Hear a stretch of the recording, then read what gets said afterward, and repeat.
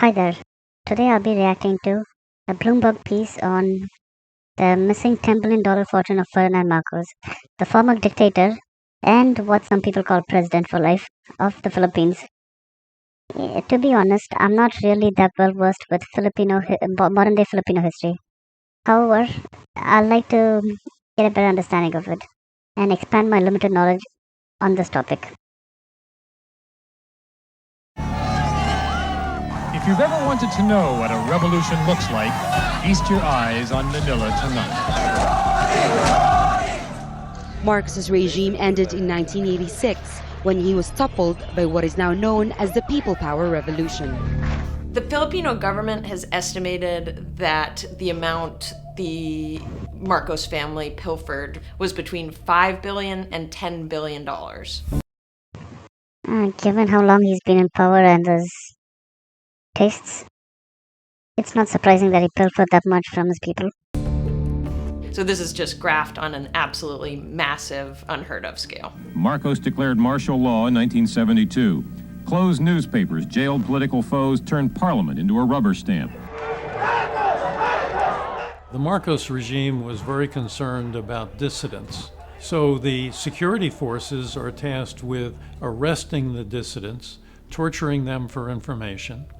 Oftentimes, the victim would be summarily executed.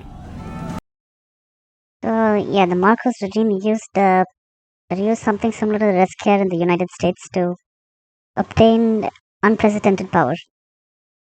A nation took to the streets tonight to celebrate its victory. The dictator had fallen, the people conquered his palace. Reagan, who was president at this time, actually offered Marcos asylum in the US. And so when Marcos did ultimately decide to step down in February of 1986, Reagan sent 2 planes to cart Marcos and 90 members of his entourage, along with millions of dollars worth of loot. It is time to come to an understanding with both the government and Marcos's to compensate the human rights victims. In 1992, after years of building the case, the Marcos class action finally went to trial. The jury in Hawaii ultimately held Marcos responsible. The judgment in total was almost $2 billion, which was astronomical. It's pretty small compared to the approximately $10 billion that he stole, but it's an unprecedented amount when it comes to lawsuits. It's been a long fight to this point, but we're going to continue the fight to the end. We knew at the outset that it was going to be a very risky litigation. At that point, what they had was just a number on a piece of paper, and actually turning it into money for the class was going to be a much harder challenge.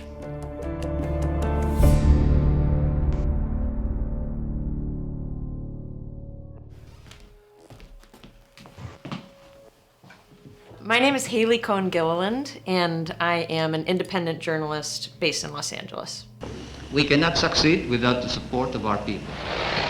So Ferdinand Marcos ran the Philippines for 21 years, and he first blazed into the presidency in 1965.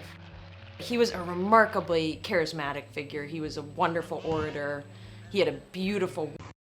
A bit of a history lesson over here. Marcos was a convicted murderer as well. He was let off the hook because he was a brilliant orator, not because he was found innocent by a Filipino court. Additionally, Marcos was a pathological liar who was known to have made up stories about how he claimed to be a Filipino Rambo fighting the Japanese invaders during World War II, while in actuality he was hiding in some northern Filipino village. Wife who was very elegant and had a gorgeous singing voice, and she would regale crowds at his campaign rallies. Now everybody seems to be involved in the destiny not only of himself but of the entire country and of the entire nation. And this is what we have been hoping. Another interesting fact. The Filipino political system was similar to the American one, as in the president can only serve for 2 terms. No more. So Marcos serving for 21 years is basically him playing around with emergency powers. Hoping and praying. His first term was really promising. He invested really widely in infrastructure and urban beautification and especially rural development. And so his base of followers grew and grew. Yeah, him and his wife were known as the Kennedys of the East during that time. They were quite popular both inside their country and outside. Then in his second term, he started to run into some problems, allegations of corruption, growing poverty. And given his characteristics, it's not surprising that he was accused of corruption. In fact, it's possible that there was a high level of corruption during his first term, but that's normally the honeymoon stage. So no one really looked into it that much. And simultaneously, some separatist guerrilla groups, violent groups, started to pop up in the Yeah, when it comes to Filipino guerrilla groups, they come in a variety of political ideologies. There are Islamic extremists, there are communists, and there are how do I put it? Ethnic nationalists per se. country. Ferdinand Marcos at this point takes advantage of the advent of these groups to declare martial law and essentially rule the country by decree. He primarily focused on the communist groups to gain support from the West. I have received hundreds and hundreds of telegrams from all corners of the Philippines congratulating you and incidentally me for the proclamation of martial law. A standard dictator move. And all the while, Filipino citizens were being tortured and imprisoned. The Marcoses would spend really brazenly and lavishly, so they amassed dozens of luxury properties. Yeah, talking about that, when the Marcos regime was overthrown, my parents were kids, and they told me about stories they saw on TV. Like, yeah, we're Asians, but we're not Filipinos. Stories of Imelda Marcos's shoes. Like, she had a shit ton of shoes, apparently. Something that I still find surprising because even though I like clothes, I just have like 3 pairs of shoes at most. All over the Philippines and Oh, here it is. A collection of shoes. around the world. Then in 1986, Ferdinand Marcos decided to call an election. By all accounts, Marcos fixed that election. And This is another standard dictator move. You create fake legitimacy by rigging an election. when that became clear, that unleashed massive protests around the country. Millions of Filipinos flooded into the streets, demanding that Marcos step down. And ultimately, in that case, the US finally said enough is enough, and encouraged Marcos to step down as well. But they didn't completely cut support because Reagan, who was president at this time, actually offered Marcos asylum in the US. Americans were more concerned about a perceived communist threat than their allies becoming dictators. So, I'm not justifying it, I'm just stating that whatever support they gave towards the Filipino people must have been half-assed at that point. And so when Marcos did ultimately decide to step down in February of 1986, Reagan sent 2 planes to cart Marcos and 90 members of his entourage. That a Hercules Globemaster. Like, I don't think that could be... Okay, yeah, it is 2 planes, but that's like the equivalent of like 5 jets when it comes to the amount of cargo it can carry. Along with millions of dollars worth of loot, diamonds and No shit. That's why he needed 2 Hercules Globemasters, I see. and cash, some of which they carried out in diaper boxes. What? Reagan sent planes to cart those people and assets to Honolulu, where Marcos was welcomed with asylum.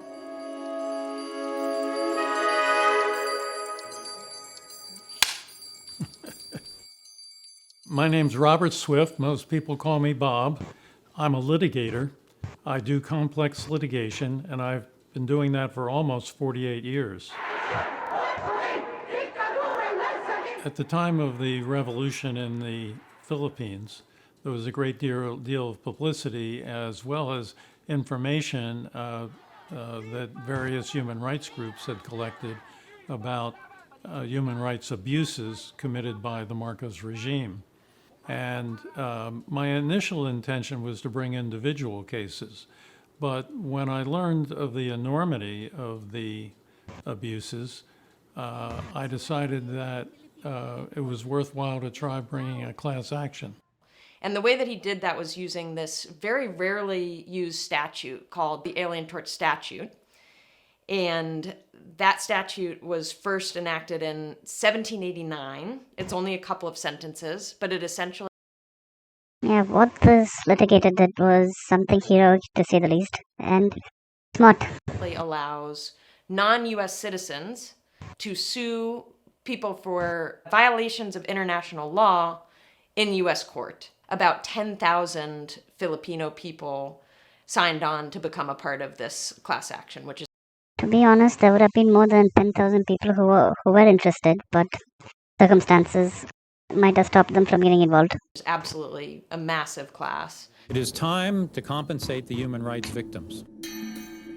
The first named plaintiff was a college-age girl by the name of Lilioso Ilao. She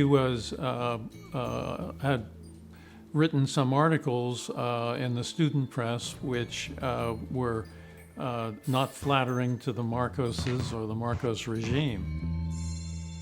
She was arrested by military, taken to a military detention center where she was interrogated. When she was uncooperative, the military poured muriatic acid down her throat, and she died from asphyxiation.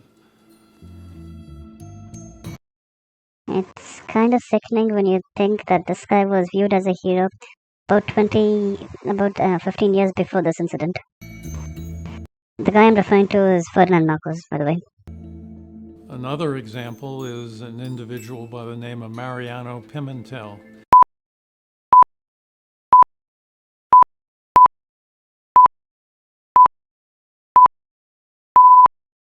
Pimentel had Yeah, sorry about that. There was an ad that just came in between. I had to cut that out.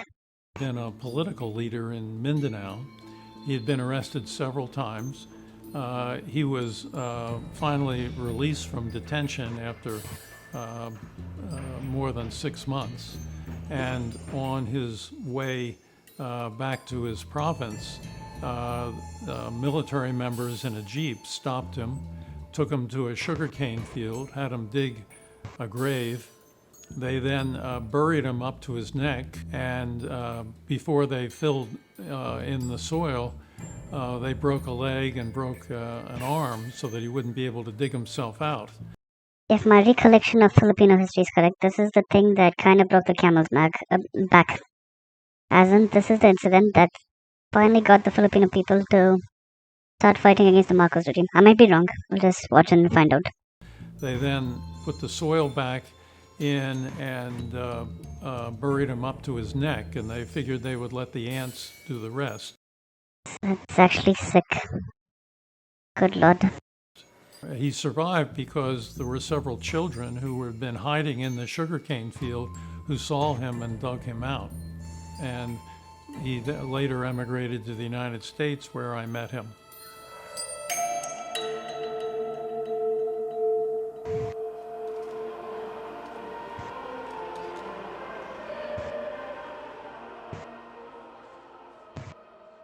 In addition, the present state has the duty to uphold the need to recompense its own victims.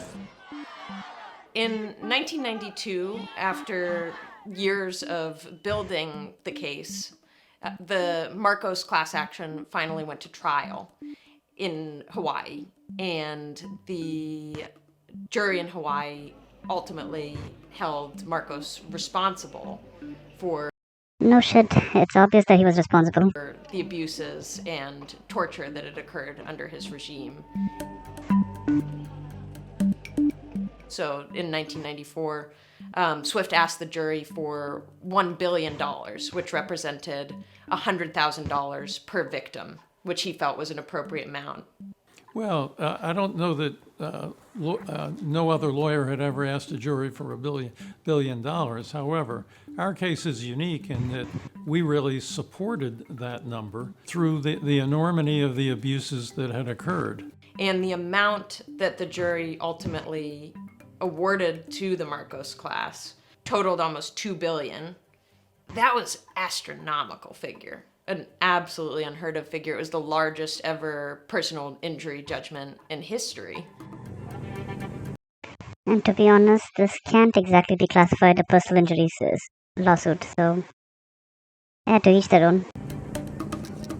So immediately upon receiving the monetary judgments in 1994 and 1995, Swift got to work and started assessing what things they could try to claim. This was very challenging in part because the Philippines courts did not recognize the US judgment, and so they couldn't go after any assets in the Philippines. And from what I've heard, one of Marcos's sons, I don't know how many sons he has, but one of them, I think he's called Bong Bong or something like that, he owns a private island in the Philippines with exotic animals in it. So I don't think they could liquidate that even if they wanted to, because the Filipino government did not recognize this ruling from the United States. They had to go after assets elsewhere. In effect, I was limited to executing on whatever Marcos assets were in the United States. And of course, the Marcoses weren't willing to testify as to that. I took their depositions several times, and they claimed they didn't know anything. What the fuck? Come on. They were clearly aware of it, but yeah, you can't prove that they're lying, so that's how it went. Of course, that was false.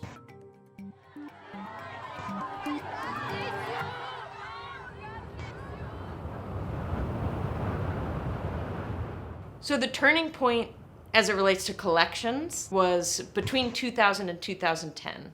And essentially what happened was there was an oil investor in Texas by the name of Alan Meeker. And he found some attractive parcels of land that he was interested in purchasing.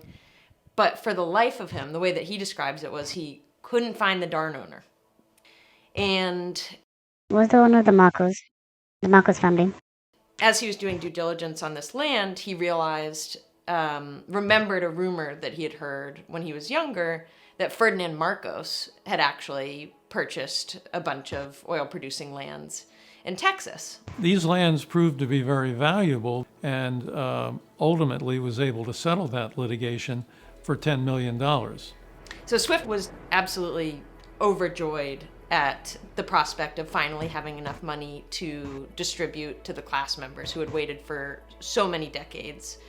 Around 2 to 3 decades, I guess, which is a lot. That's like, I'm quite sure quite a lot of them would have passed away by the time they received the money.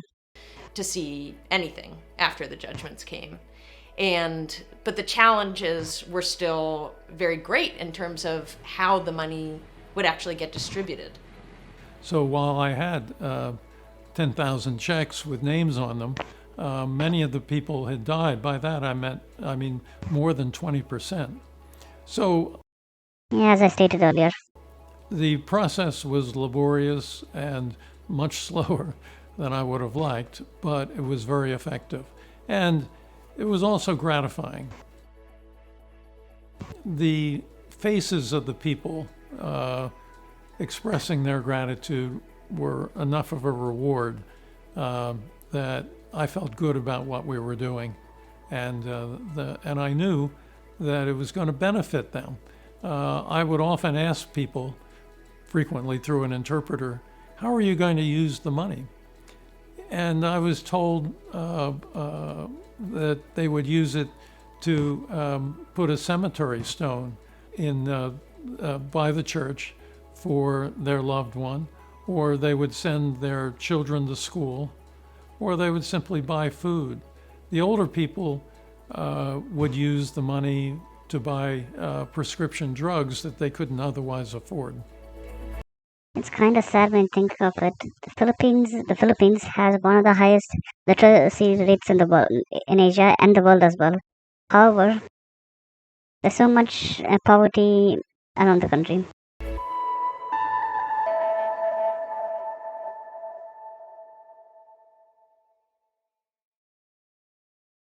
Ten years, I'm starting to rise again.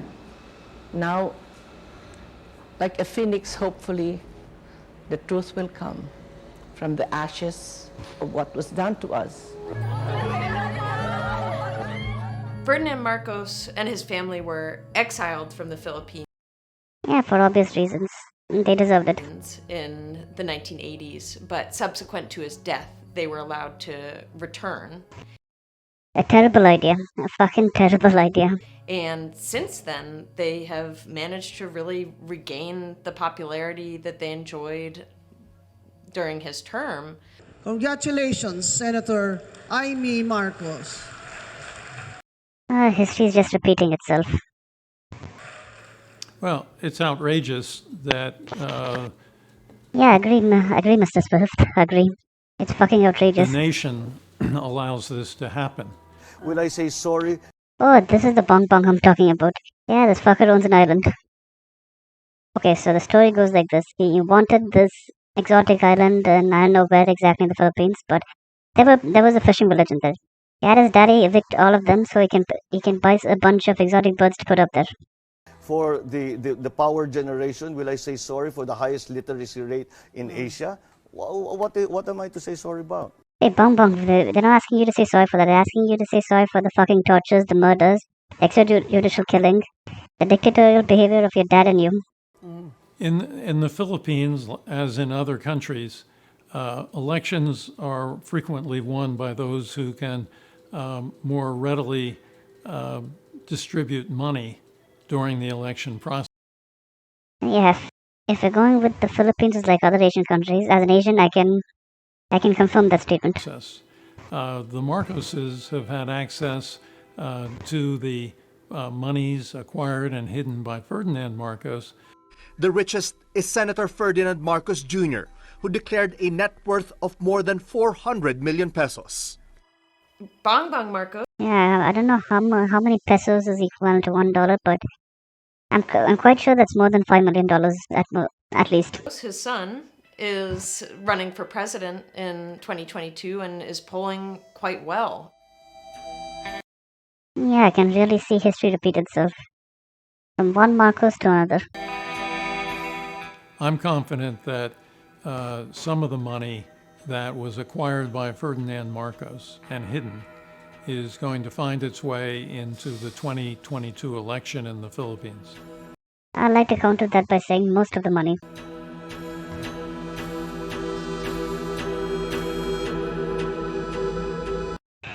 Bullshit. Bullshit.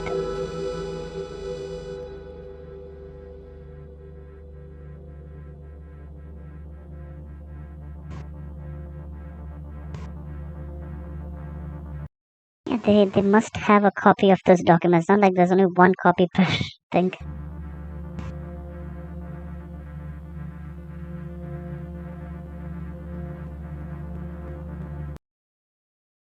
If you like this video, please think about giving a like. Want to watch more like this? How about subscribing? Thank you for watching. Have a nice day.